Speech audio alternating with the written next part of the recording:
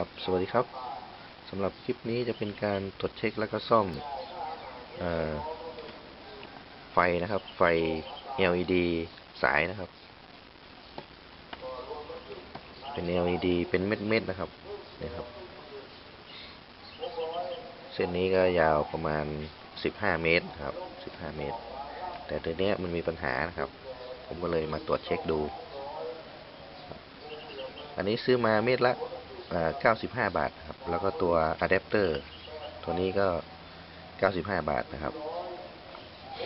เขียนตรงนี้ว่า Made in China นะครับแล้วก็ด้านหลังก็จะเป็น LED นะครับ220 โวลต์ถึง240 โวลต์แล้วก็50 เฮิรตซ์ถึง60 เฮิรตซ์นะครับเขาเรียกว่าอะแดปเตอร์เดี๋ยวเรามาดูข้างในกันอะแดปเตอร์กันครับว่ามีอะไรนะครับเดี๋ยวมาดูกันเลยนะครับนี่เนี่ยผมทำการแกะออกแล้วนะครับครับนี่ครับนี่ครับภายในอะแดปเตอร์ก็จะมีไดโอดบิดเพียงตัวเดียวนะครับตรงกลางเข้า2 อันก็จะเป็นไฟ220 โวลต์ครับเสียบปลั๊กส่วนขาด้านข้างก็จะมีขั้วบวกกับขั้วลบนะครับแค่นั้นออกไปผมทำการตรวจเช็คแล้วนะครับไฟที่ออกไปนี่ก็คือเป็นไฟบวกลบ220 โวลต์เลยนะครับเป็นไดโอดบิดนะครับ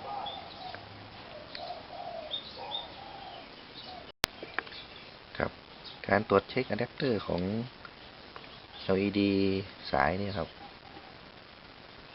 ให้ทำการตั้งมิเตอร์นะครับที่ย่าน250 cc นะครับแล้วก็วัดแรงดันไฟดูครับเสียบปลั๊กเลยนะครับเสียบปลั๊กเลยแล้วก็วัดดูขั้ว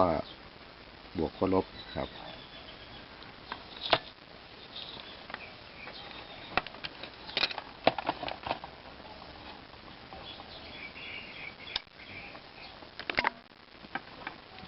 วัดดูได้เลยครับ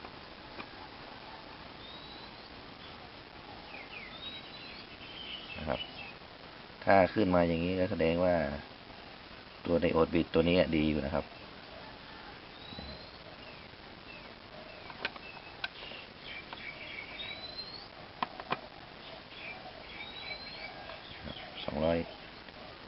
220 โวลต์นะครับ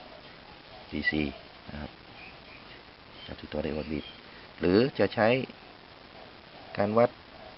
แบบความต้านทานก็ได้นะครับวัดความต้านทานว่าไดโอดบิดตัวนี้ดีหรือเสียนะครับ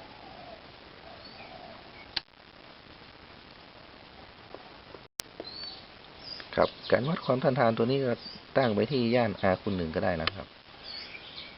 แล้วก็ทำการวัดที่ตรง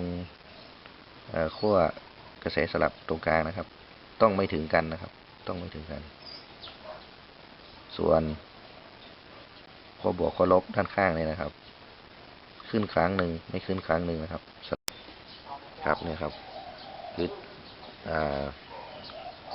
แจ็คตัวนี้พินหรือพิน2 อันเนี่ยครับผมถอดออกมาจากข้างในนี่นะครับแล้วนำมาเสียบตรงนี้ไปเลยนะครับ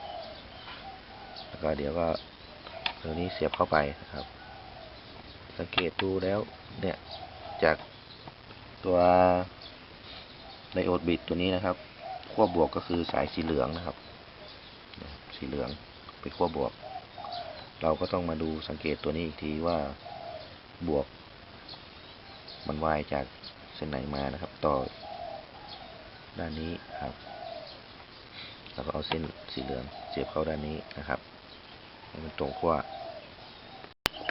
ครับเสียบต่อไปแล้วนะครับเสียบต่อไปแล้วตอนนี้ก็ทำการเสียบปลั๊กแล้วนะครับเสียบปลั๊กแล้วเดี๋ยวผมจะออนนะครับ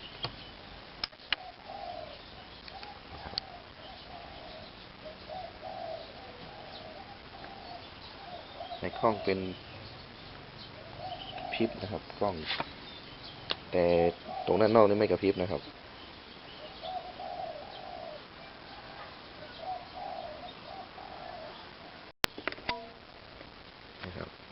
สำหรับการต่อที่ผมไปซื้อที่ร้านนะครับคนขายบอกว่าไม่ถึงเมตรหลอดไฟไม่สามารถติดได้นะครับต้องให้ถึง1 เมตรระยะ1 เมตรถึงจะทำงานได้นะครับหลอดไฟถึงจะติดแต่ผมมีวิธีการแก้ไขนะครับเดี๋ยวมาดูครับครับนี่นะครับเป็น LED ผมตัดออกมานะครับระยะไม่ถึง1 เมตรนะครับประมาณตัวนี้ประมาณ80 เซนครับแต่ขั้วด้านหนึ่งยังอยู่ปกตินะครับคือขั้วบวกยังมีการวายสายเชื่อมต่อปกตินะครับส่วนด้านนี้ตัดไปแล้วครับตัดครึ่งไปเลยนะครับแล้ววิธีการก็คือให้ทำการใช้คัตเตอร์นะครับใช้คัตเตอร์กรีดด้านข้าง2 ข้างแล้วก็ตัดเอาซิลิโคนที่หุ้มอยู่นะครับออกไปเลยส่วนหนึ่งนะครับด้านท้ายนะครับแล้วเราก็จะเห็น LED เป็นเม็ดๆเนี่ยครับแล้วก็ตรงด้านใต้นะครับจะเป็นแผ่นลายวงจรนะครับสีขาวให้ใช้คัตเตอร์ขูดจนเห็นทองแดงครับเนื้อทองแดงด้านในนะครับแล้วให้สังเกตดูว่าสมมติว่าด้านนี้เป็นขั้วบวกเข้านะครับต้องใช้สายอีกด้านหนึ่งนะครับอีกฝั่งหนึ่งมาเข้าด้านท้ายของสายนะครับนี่ด้านหัวนะครับนี่ด้านท้ายเอาสายฝั่งหนึ่งนะครับมาแตะตรงที่เป็นทองแดงนะครับลายทองแดงนะครับ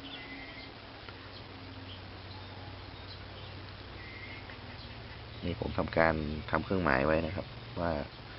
ข้างนี้ฝั่งนี้ใช้ไปแล้วเราแตะฝั่งนี้แล้วนะครับแล้วฝั่งนี้ยังไม่แตะไหนเลยนะครับเดี๋ยวผมจะมาทำการแตะดูนะครับเดี๋ยวต่ออะแดปเตอร์เข้าไปครับตอนนี้ทำการต่อแล้วก็เสียบปลั๊กแล้วนะครับเดี๋ยวเรามาดูจุดที่ผมจะทำการเชื่อมต่อท้ายของหลอดไฟ LED กันนะครับเดี๋ยวมาดูครับนี่ผมเอาสายไฟแตะด้านที่ผมบอกว่ายังไม่ได้ต่อนะครับพอทำการแตะไฟก็จะติดนะครับ2 เลนสองฝั่งนะครับแต่ข้างไหนก็ได้นะครับแต่ครั้งนี้จะสังเกตดูว่าเม็ดนี้ไม่ติดนะครับเดี๋ยวมาดูฝั่งนี้ครับเนี่ยครับติดครบทุกเม็ดแล้วครับ